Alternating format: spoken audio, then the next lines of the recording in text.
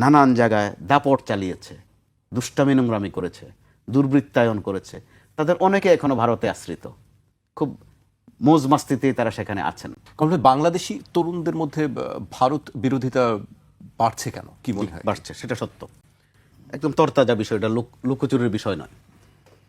5 আগস্টের যেই বিপ্লব বলেন আর অভ্যুত্থান বলেন আর আন্দোলন বলেন, যেই নামে আপনি সম্বোধন করেন না, এই একটা বাস্তবতা, যখন জেনজি যাদেরকে বলা হয় তারা তো এন্টি ইন্ডিয়ান সেন্টিমেন্টেই কিন্তু বড় হচ্ছে, এতে করে ভারতটা এখানে অত্যন্ত প্রাসঙ্গিক।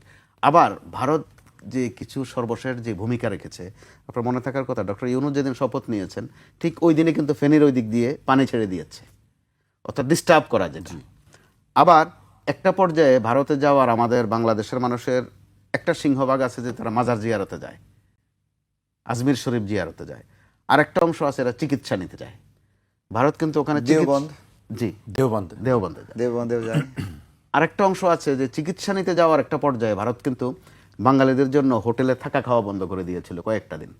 অর্থাৎ ভারত সরাসরি এমন প্রতিপক্ষ হয়েছে, ভারত কিন্তু প্রকারান্তরে বাংলাদেশের জনগণেরও শত্রু হয়ে সবশেষ গেছে। আপনি দেখেন ক্রিকেট নিয়েও করলো, অর্থাৎ তারা খেলাও বাদ দিচ্ছে না, আমাদের নির্বাচনও বাদ দিচ্ছেন না। ওখান থেকে সুজাতা সিং এখানে এসে নির্বাচন করে দিয়ে যায়। অর্থাৎ আধিপত্যবাদের একটা বিষয় আছে, আর আমরা আধিপত্যবাদ শব্দটারে এত ছোট করে ফেলি যে শুধু একটু খবরদারি করলেই বুঝি আধিপত্যবাদ।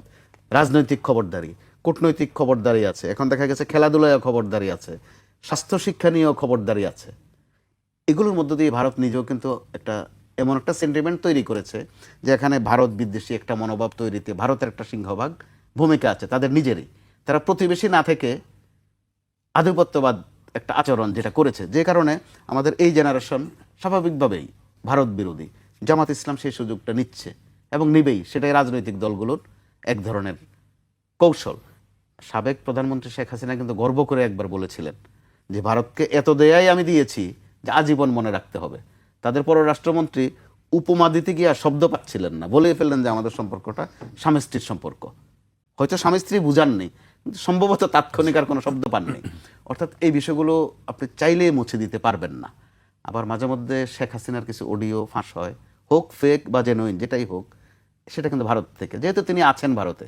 আবার বাংলাদেশে যারা আওয়ামী লীগের শাসন আমলে নানান জায়গায় দাপট চালিয়েছে, দুষ্টামি নোংরামি করেছে, দুর্বৃত্তায়ন করেছে, তাদের অনেকে এখনো ভারতে আশ্রিত, খুব মৌজ মাস্তিতেই তারা সেখানে আছেন। যে কারণে একটা ভারত বিরোধী সেন্টিমেন্ট এখানে তৈরি হওয়া অত্যন্ত স্বাভাবিক। 24 কিন্তু ভারতও একটা সুযোগ নিতে পারত যে দেশ টু দেশ, কান্ট্রি টু কান্ট্রি, বাংলাদেশের সাথে বা বাংলাদেশের জনগণের সাথে সম্পর্কটাকে একটু আরও উচ্চ পর্যায়ে নিয়ে যাওয়া, সেই সুযোগ তৈরি হয়েছে।